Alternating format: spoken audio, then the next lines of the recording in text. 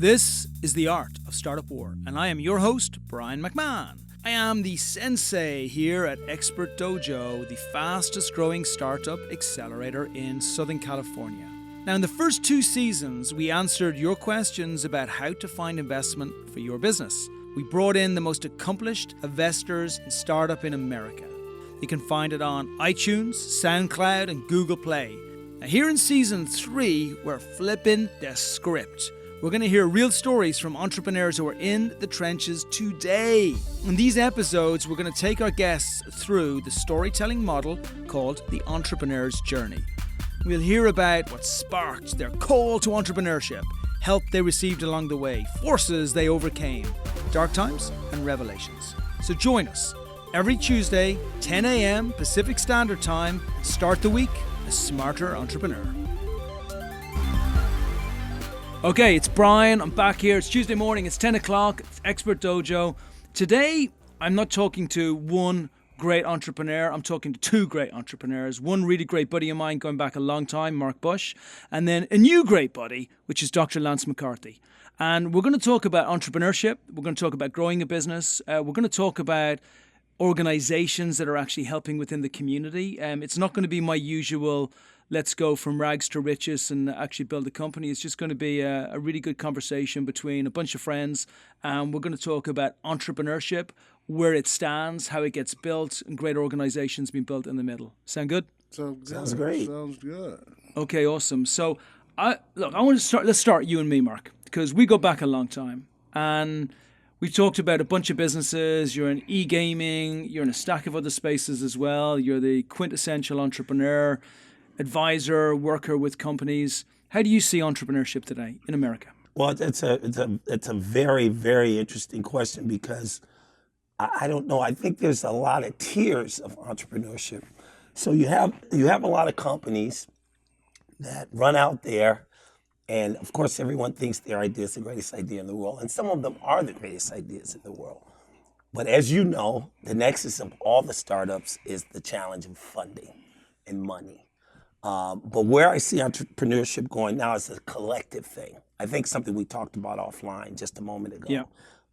Us coming together, us building real robust businesses together, fine-tuning what real models are, helping real entrepreneurs, and having, and I don't want to make a self-righteous statement, but conscious capitalism, if you will, if that's a non-self-serving statement.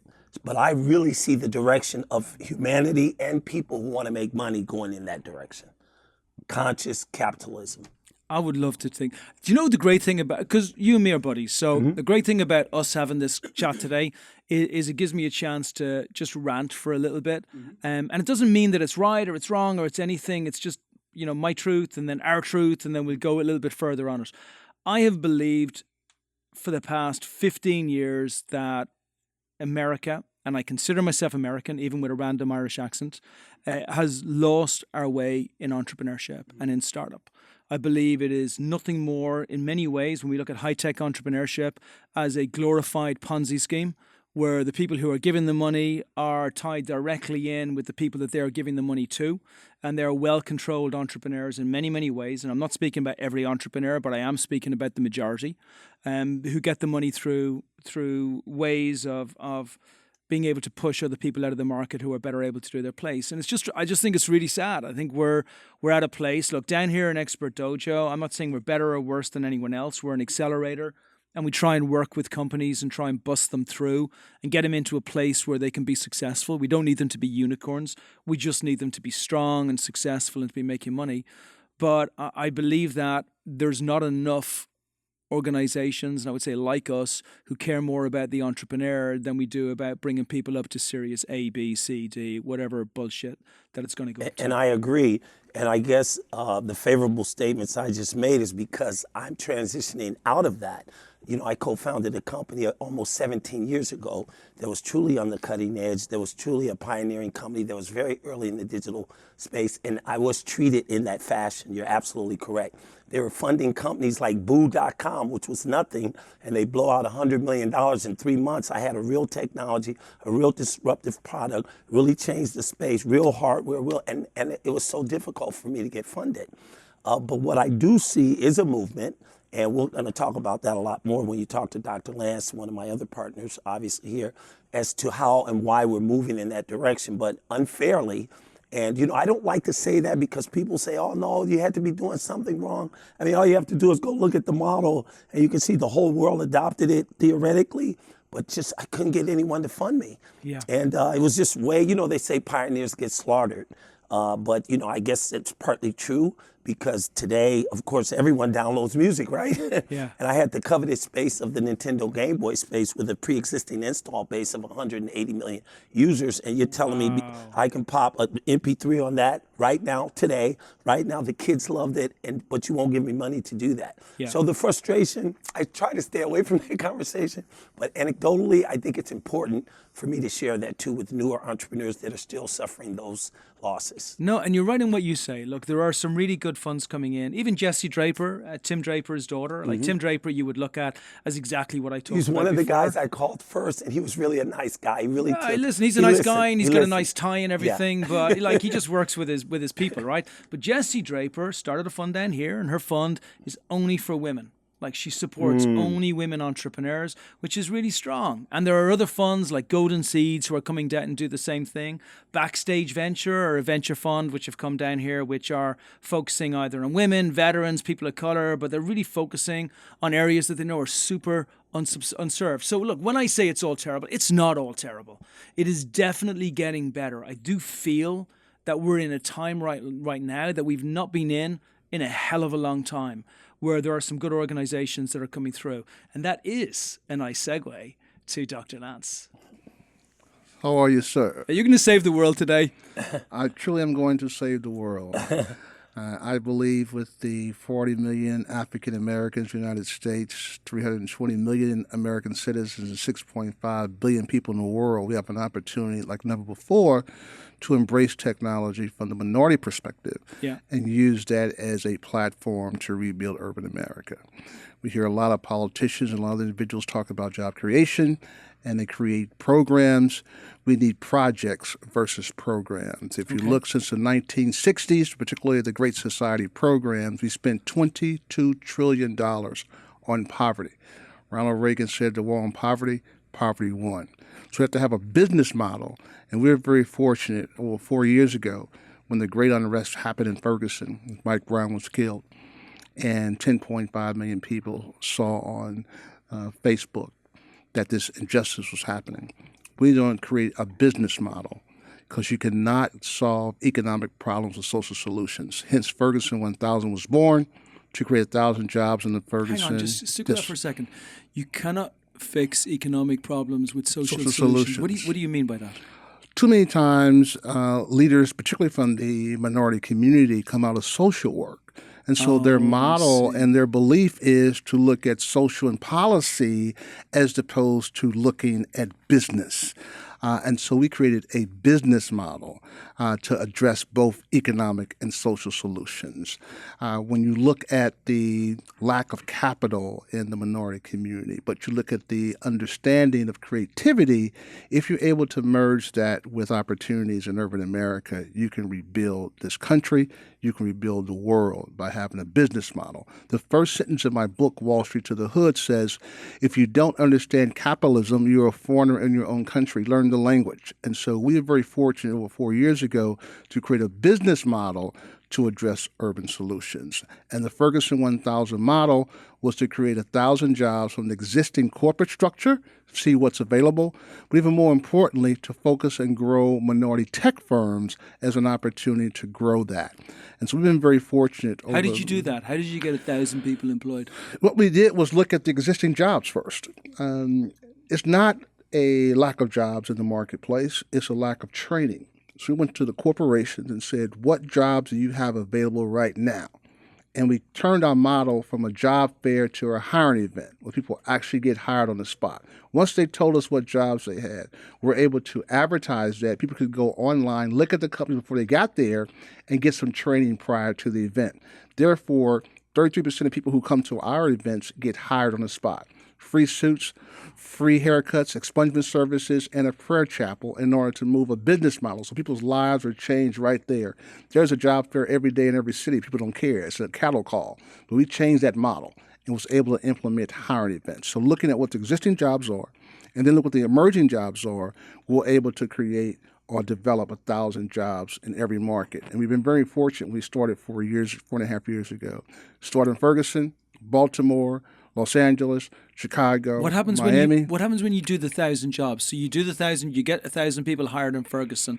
Does Ferguson finish, or do you go for another 1,000 people? It never stops. We do one major event a year, and we also do subsequent events throughout the year. And so in addition to the major hiring events every year, we do monthly access to capital workshops. We do monthly Black Tech roundtables. So we try to aggregate the talent and forecast trends so people can be trained for the particular jobs they need to be doing. And we have tons of testimonies. We were at one of our events, and a young lady came in, what they call vis-a-vis, the wife beater. And we said, "Sister, you can't come in here like that. You have to have dress for success." Yeah. And she began to cry. We said, "Why are you crying?" She said, "Just got out of halfway house. This is all I have." Oh, we man. put her into the car, took her over to the clothing bank, dressed her up, brought her back. She got a job. One young lady was there at 6:30. We thought she worked there. She said, "No, if I don't get hired today, I'm going to prison on Monday." We're able to help her. We had an 80-year-old man climb four flights of steps and said, "I still have work in me." We had a young man that had a haircut in 2 years. We have mobile barbers, just changing the life and the feeling of it. One guy had to have a suit on his life. He was 26 years old. So we changed lives right there on the spot by giving them access to jobs, hiring events, etc. And then the other side of that. But what did you change? Did you change something in the employers' minds to get them to do that? Yes, we did. Because otherwise, because there were always, I kind of look at jobs or hunger in the same way. We got one of our companies, Aggressively Organic, and what he says is there's no real hunger in America, which is maybe an exaggeration. He goes, "There's food insecurity." Yes. Right? Ooh. Yeah, which is a beautiful term, which talks to actually giving people the same opportunity to be fit and healthy as everybody else, rather than poor training and education. So I see where you train and educate them, and I really like that because you prepare them. Because you know that first 60 seconds that they're sitting in front of an employer, they're in or they're out, right? Yes, but sir. did you bring government grants, or did you bring something to the employers to get different types of employers to come in, or what did you do? You must have done something. Yes. Well, we showed economic analysis. We said that the region loses if you don't get people employed. There's a direct correlation between a riot and unemployment. Yeah. I don't see a job title that's for a protester. So we were able to convince them that. I mean, I was in Northern Ireland for 10 years. I feel you. Right. So we were showing them that to address the issues which creates economic parity by hiring people, you then reduce crime, you do have better education, etc. So again, we came with a business model and saying if companies want to expand or grow, they do that based on the talent pool. So it behooves you to not only hire and train our people for the region because we're competing all around the world, if we're able to get the least of them hired into a job and then therefore they can take care of their families is going to assist. While concurrently, we focus on growing minority tech firms as well. So that's where I'm interested, right? So look, obviously the jobs, like tick, tick, tick, tick, tick. It's awesome what you're doing because you're taking control within the regions yourself. And the reason that Silicon Valley has stayed an elitist, small, rich area is because they like to play with their own money, right? They don't like to pass it outside. So the only way to start creating those communities is to do exactly that, is to create those communities. But where I'm interested is in the startup space, right? Yes. And so I know on one side of it, there is an inherent unfairness, which is that a minority CEO has got a snowball's chance in hell of raising, in a tech company. This is just a tech company, pure tech company. If they're a non-CTO, but they're a CEO, they got snowball's chance in hell of going up to one of the major firms in San Francisco and being able to raise investment. And that's not going to change anytime soon. So how do you support those people in the real world, as unfair and horrible as it is, but at the same time being able to give them levels of success that they can then keep in the community? We do a combination of things. One, we look at trending mechanisms. So what are the trends that corporate America would need, despite someone being minority or not. And of course, in the military contracting side, in the emerging opportunities in nuclear power plants, we've targeted certain sectors. Despite being a minority, we'll be able to help them. So we go to corporations from the human resource side, that's to get people hired. Then we come back to them on the procurement side and say, what are the trends, what are you looking for? And we can help you get a minority firm to fulfill that.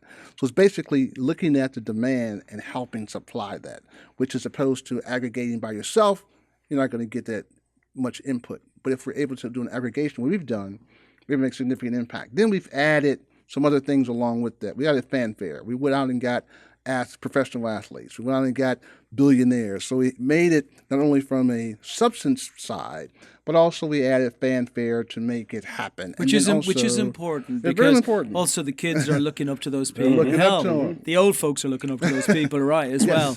But also you also want to be able to show a proof of life. Oh, right? definitely. You want them to be able to see we're real.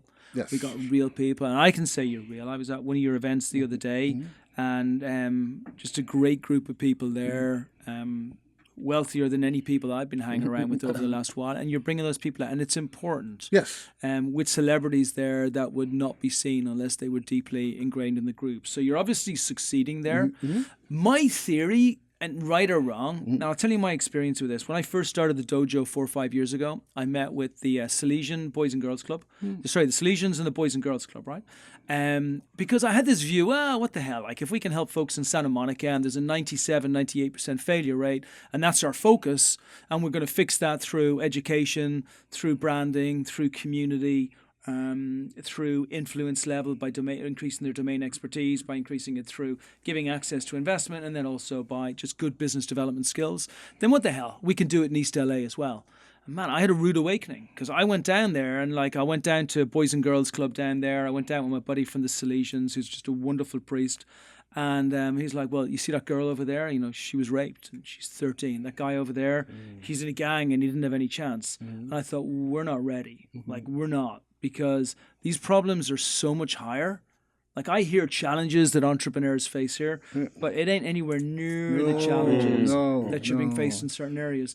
So how do we overcome that? I feel my 3 years further forward on is that maybe we just we find out some great industries like e-commerce, where we know we can kick everybody's ass. We know we can train people on digital marketing. I don't care who they are. We know that we can get people to find products. We got some great products.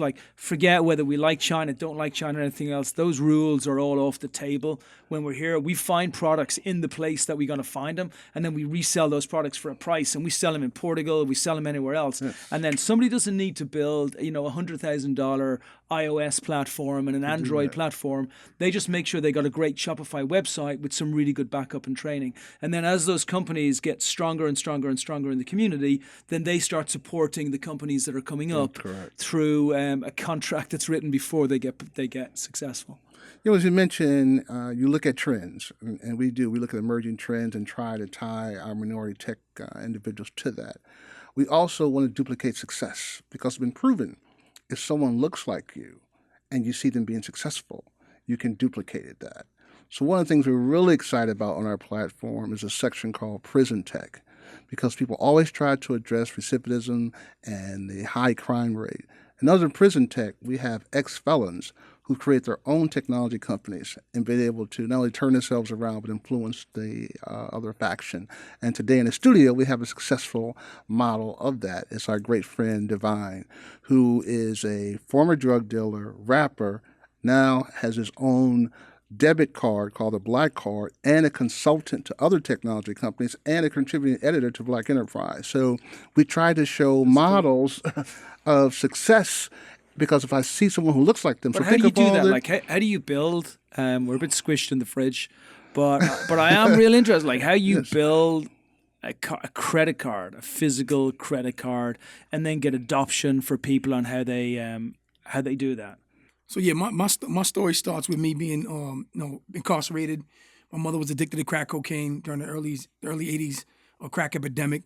I had to go to the streets to survive. Started selling crack, became very good at it because I was raised middle class. So I think my intelligence level was I had the innate intelligence to where I could look at a problem and just solve it in a way that was like untraditional in the projects where I was at.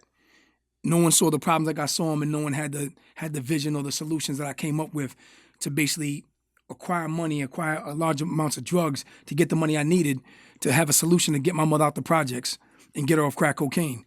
Which is ironic because I chose to sell drugs to do that, and she was addicted to the same substance I was selling, and I destroyed my community at the same time. I became successful at it, but not so successful or good at it that I didn't suffer being incarcerated. So by 19 years old, I was in federal prison, sentenced to 7 years under the draconian crack law. While in prison, I chose to educate myself. I said to myself, there's no way I could return back home and be behind everybody. I had to be above and beyond, you know what I'm saying? Or at least at the same level, if not above and beyond. So I set out to educate myself, and music became that way that I did that. And music became my power because I was very good at writing songs, and I grew up on hip hop, influenced heavily by New York hip hop. And I used that as a way to empower myself and to prepare for my release. So not only did I look at that from a way of honing my craft as an artist, but also as an entrepreneur and somebody who was going to be an executive by starting my own record label. So I would, instead of buying commissary and spending money on commissary, I would use that money and purchase books about the music industry. So I learned the music industry from A to Z, self-taught, where I could be a top-level executive.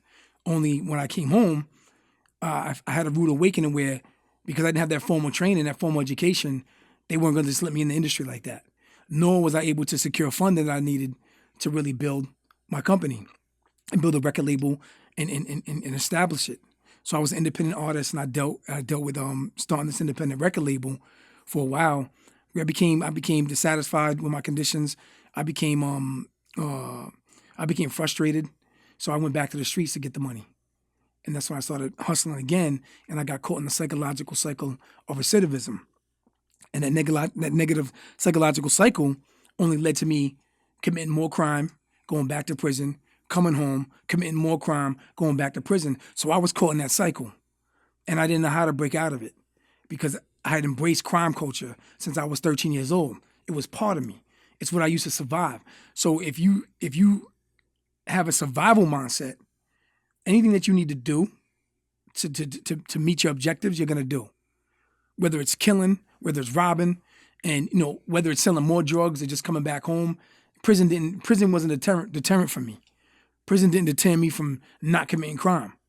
You know what I mean? It became my way of life, and that's how that all started for me. So that's the from crack piece, and that's the from rap piece or to rap piece. The tech piece was when I was incarcerated about 6 years ago now. Last time I was incarcerated, I became 100% dissatisfied. And I was determined in my mind to change my life. So that determined idea made me think, how can I solve this? How can I solve this problem for myself of going in and out of prison?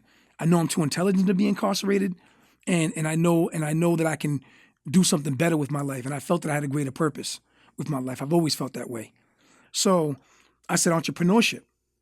Entrepreneurship is what I need. I need to really master this entrepreneurship game and really leverage that to become something greater. And to get myself out of this cycle of recidivism.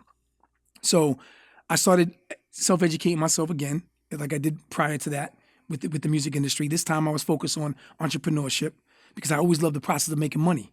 I've done it all my life. So I always had this innate entrepreneurial mindset and inclination. But I had never had the formal teaching or the formal education to know how to do it. How do you become an entrepreneur? How do you execute as an entrepreneur when you have that mindset? And how do you build a startup or even a small business?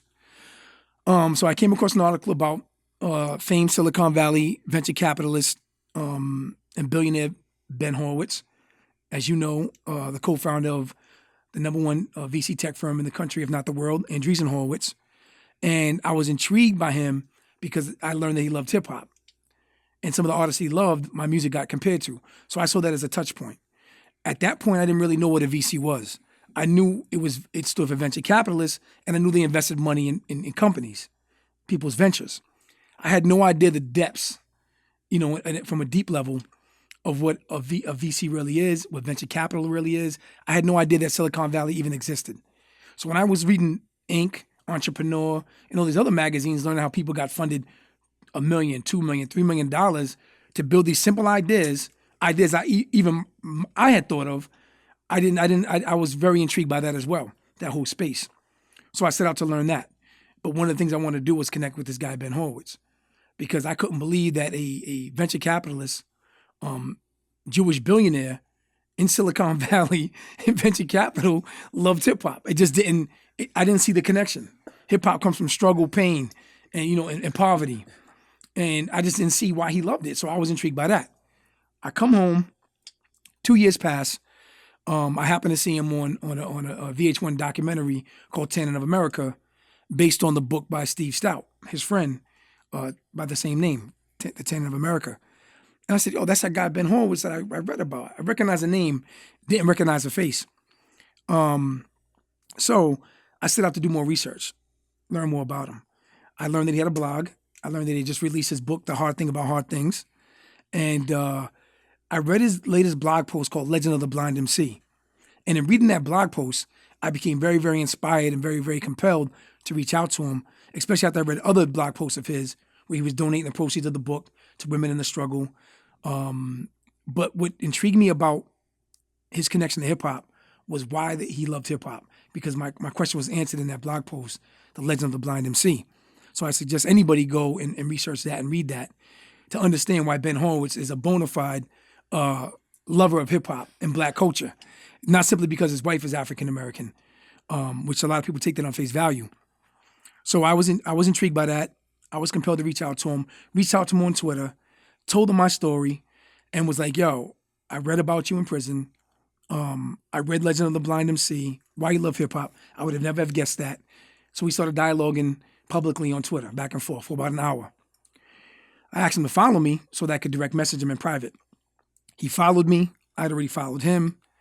In the direct message, I basically told him my life story about my mother, like I just relayed here, and told him that I wanted to change my life. I've been doing this for years, all my life since 13 years old, in and out of prison. I really want to change. Initially, I was going to ask you to invest in my music company. But now that I really have this opportunity, will you mentor me? Because as the old adage goes, you give a man a fish, you feed him for a day. You teach a man how to fish, you feed him for a lifetime. And I was looking for a lifetime of information, knowledge, and somebody to really direct me, because I believed enough in my intelligence that I could do it. I believed enough in my intelligence that I could do it, whether or not I knew how to do it, whether or not I understood how it's done, whether or not I was exposed to the space of entrepreneurship and startup building. I believed I could do it because I believed that much in my own intelligence and my will to survive and to succeed. Because drugs was always what I had. Now I'm going to somebody I don't know, and I'm cold pitching them because I know the word pitch. At that time, I didn't know the word pitch. I know the word pitching now. I always thought it was, the hustle and the grind, and, just getting in there. You know what I mean? Getting in where you fit in. You know what I mean? But so I hit him like that, and he seen something in me, in the way that I presented myself, and he came back. I had a Kickstarter at the time, raising $7,000 for my debut album. It was my last shot at music to save myself. That's really what it was. And out of all that, I gave him the link to check out my Kickstarter, to check out my music. He comes back an hour later, says, I put money in your Kickstarter. And he says, here's my email address. If you have any questions, email me.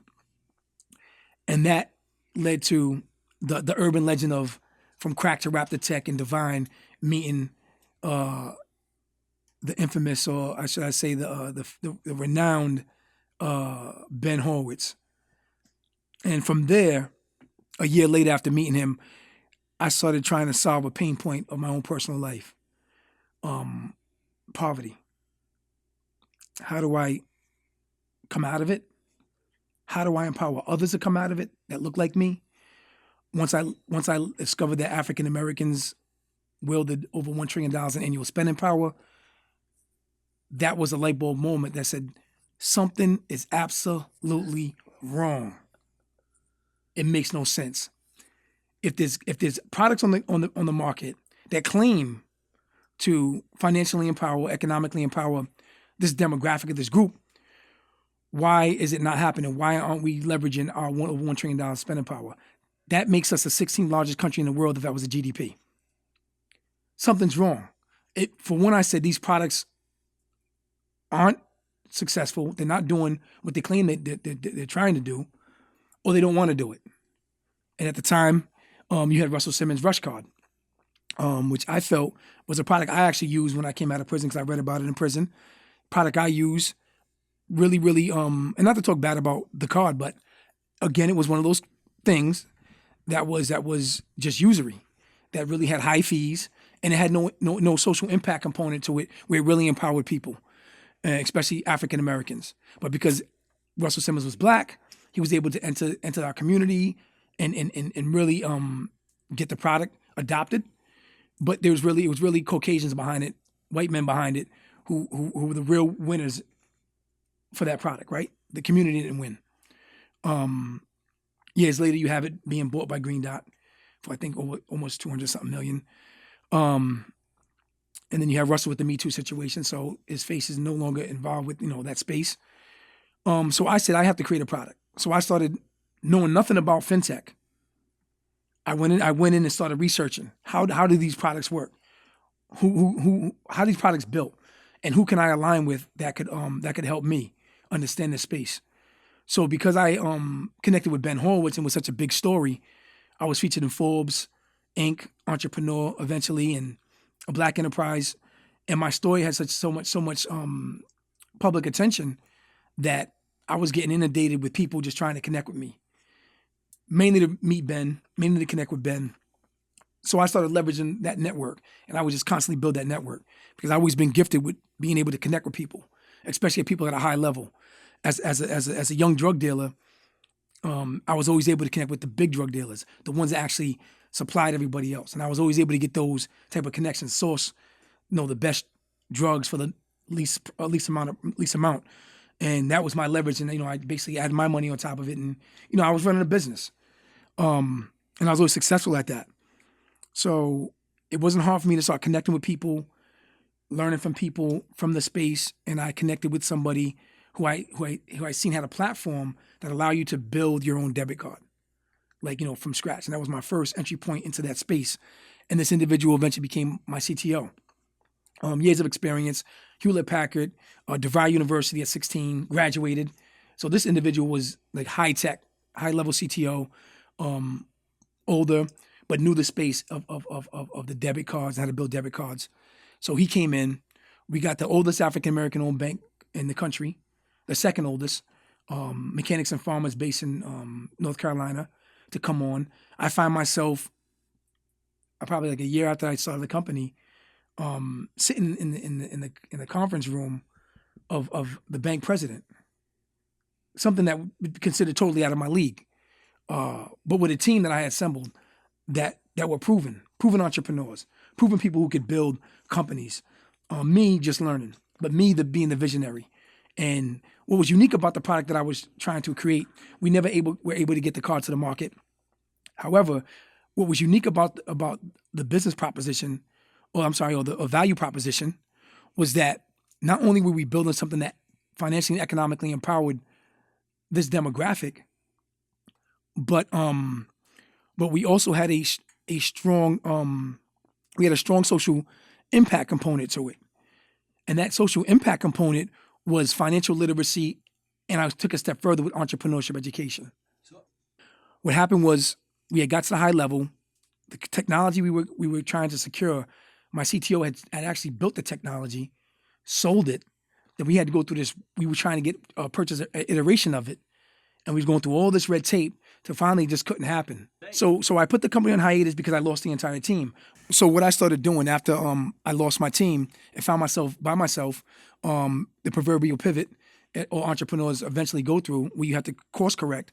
I put the company on hiatus for a while and just wanted to really focus on going into Silicon Valley, immersing myself in Silicon Valley, and learning Silicon Valley from a corporate point of view, and really getting in there and doing that. And then I thought that from that I could then bootstrap my company and then figure out all the next steps I needed to take. That in the past I had jumped over those steps because I had a team that knew these things. But now I went back in and just was learning and studying more about the space. So what we decided to do was create multiple successive products and not just one point product where you just have a debit card. So now we do the platform where you get the financial literacy, entrepreneurship education components, and it's curated on this platform. And then from there, we say, okay, what's the next step? So now we're able to build this product out where we can bank people right away. People that have negative histories with banks, they're in the check systems. We can give them a second chance bank account. So now what happens is that we're able to give them a checking account. We give them a debit card that they can use feeless, a feeless checking account. So now they're in the mainstream banking system. We make money from Visa and MasterCard. They pay us. We get the interchange. We get a piece of the interchange fee. So that way it avoided us having to give charge fees on our debit card. From there, if a person for some reason can't get a bank account through us, we'll then get them on a debit card product. I'm sorry, on a prepaid debit card product. But our whole premise is trying to elevate them towards wealth building. Empower the financially excluded toward wealth building. That's our impact statement. So how do we get them there? First, the foundation is knowledge and education. Boom. Then you get them the proper products that aren't usury, right? They don't have exorbitant fees. So we get them banked. If they can't get banked, we get them the prepaid debit card. From there, we get them a secured credit card. They start building credit. Why is that good? Because they got the education first. So they know how to proceed, first of all, with their own money that they use, how to budget, how to save, all these type of things that's going to learn from the platform. So now we start elevating them. And it's a proven fact that when people have a healthy relationship with money and are financially empowered, economically empowered, their attitude, their mindset, how they feel about themselves, their self-esteem rises, and all these things just change internally, because that's the real culprit. It's changing inside, the things they didn't get as children, the things we don't get in public school when we're growing up. We don't learn financial literacy. We don't learn entrepreneurship education. African Americans, and if we can look at hip hop alone, the largest genre, or the most richest genre of music that just surpassed rock and roll not too long ago. Now you look at the power of culture, of urban culture, and how it pushes and drives trends, and how you can use that, the power of that, to empower and financially, economically empower people. So we have a component where we use urban culture, and we use urban culture to inform our content. And our content is what causes the adoption, right? And that's how we're kind of driving this, because it's all in the mind. And it's all in the mind, that's where it starts. So that's why we went back to the component to where we teach this knowledge, give this information and this education, and show people how to do it. How is it done? And then we give them the products to accelerate and succeed that are successive. That was awesome. What am I going to say? I got nothing else to say. I just feel like I should finish the podcast now. That was just brilliant, because like everything I said before is wrong. We should open it up to whatever type of technologies and whatever type of things. Like there's a huge opportunity. The thing is, there's no access. Like there's zero access. So by building the access, direct access, and on some levels, it doesn't matter what they look like. It matters how much power they have, right? There's a bunch of minorities. Like even that party the other night, there's a bunch of filthy rich minorities who came there who can impact like 500 people in areas that desperately need it. And then, as you said about Ben, which is a huge story, is that you're right. Like, I don't think people wake up in the morning and say, I want to be sexist, I want to be elitist, I want to be racist, I want to like destroy everybody else and just have a reason. I don't really believe people wake up like that. I think people just wake up and they're lazy. And they settle into what's really comfortable for them, and they go with that, right? Until they're given a chance to do something different and make it really great. And I just love that story, because it's not even so much about the prison. It's not even so much about the drugs. It's about how you change the rules and started a company that's physically impossible for you to start. Like, it's impossible, because people think this has got to do with ability. It has nothing to do with ability. It has to do with power and access, those two things. Ability can be taught in many cases, and training can provide the infrastructure you need. So I think we can do some awesome stuff. We really do, and I mean it. I'm not just saying it. Like, I think we're now at that time in Expert Dojo where we're getting strong enough that we can actually add the chops that are needed to start getting some direct access. Because if you can do it, and you're obviously brilliant, and I'm not just saying, I mean it. Like, but if you can do it, there's thousands of other people who can do the same thing, right? What do you think, Dr. McCarthy? What are we going to do? Again, as I said from the onset, having more successful models and sharing that to the marketplace not only inspires those who want to achieve, but it lets the masses of the market understand we have so much untapped opportunity. And we all win by having equity access to the marketplace. If you're able to make that access, be able to have the great ideas, we can help turn this country around. That's been the model for Global 1000 ever since we started. And we go all around the country and we find great companies like Divine, and it shows and inspires others. So we're just very excited about our model and what we're doing all around the country. Our ultimate goal is 50 cities and 50 countries with this model. We believe that will be not only a game changer, but it'll help the next generation that they can do anything as well. Mark, what do you think? Yeah, and let's not be remiss. There was a statement made, and Doc and I, both of us, are like research nuts. Like he'll call me at 3 in the morning, 4 in the morning. Look what I found. We really delve deep, like yourself. The profundity of knowing what's missing when it comes to the job creation and the tech side is one of the secrets, if you will. It's not a secret now, because an entity or a partner or a business or a funder can't come back, which we're used to hearing, say, we don't need this. We know you do, because we've done the research, we've talked to someone in the company, and we can feel that need. It's really a big thing.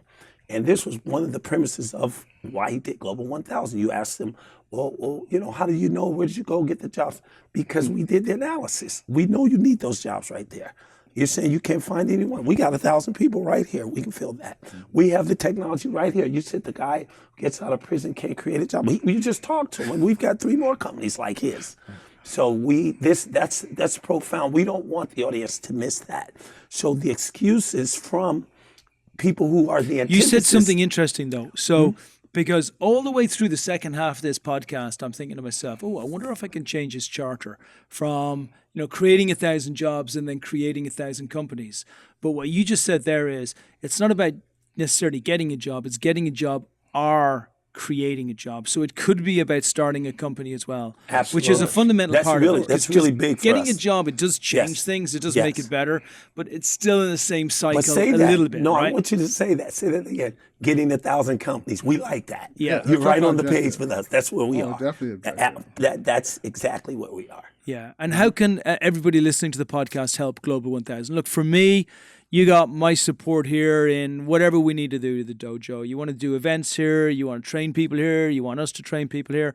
I'm happy to do so, man. I'm there. Not just as a friend of Mark's, but I think it's something that makes everybody stronger.